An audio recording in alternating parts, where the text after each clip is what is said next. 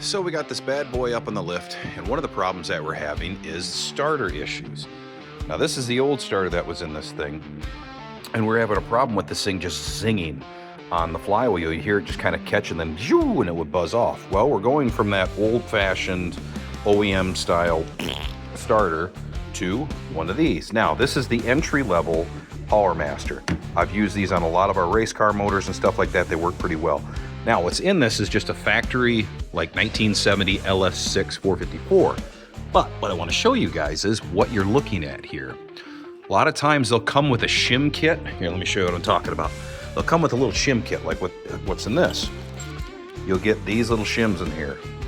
Most of the time, pretty much all the time, I don't run shims because of this reason right here. Now, when we are looking at the flywheel, all right, you start looking at the flywheel, start looking at the teeth. I got another light going underneath. You can see how much is actually on each tooth. You can see it all the way through. Well, the thing is, it's only, see how it's just barely engaging? So if you're looking up into here, into the tooth here, into the crotch of it, we're just barely engaging the tip of it. That's what your shims are going to start doing. The shim is just going to lower the starter. It's just going to take the starter and lower it away so it doesn't bite in so much. I've never had a starter actually engage so much that it's into the crotch of the tooth, what I would call, way up inside here. I've never had that problem.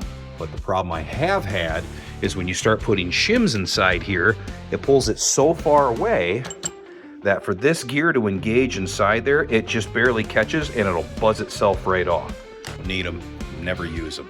At that point, then we're gonna put everything back in. We'll double check and make sure that everything's engaging properly, that we're actually, you can pull the gear out. You can pull the gear out, hold it with a screwdriver, and you can see how much of it's actually engaged, and the gap that you have in between the teeth, you can actually see that as well, and it's good reassurance of knowing how much is actually biting. That's what you should be doing. So keep that in mind when you're setting up your starters. A lot of times I'll set these up on an engine stand first so I can physically see it, because doing what I'm doing right now, guys, this absolutely sucks. Even worse when you're on your back with jack stands and you're in the driveway. If you are building a motor, check it out first.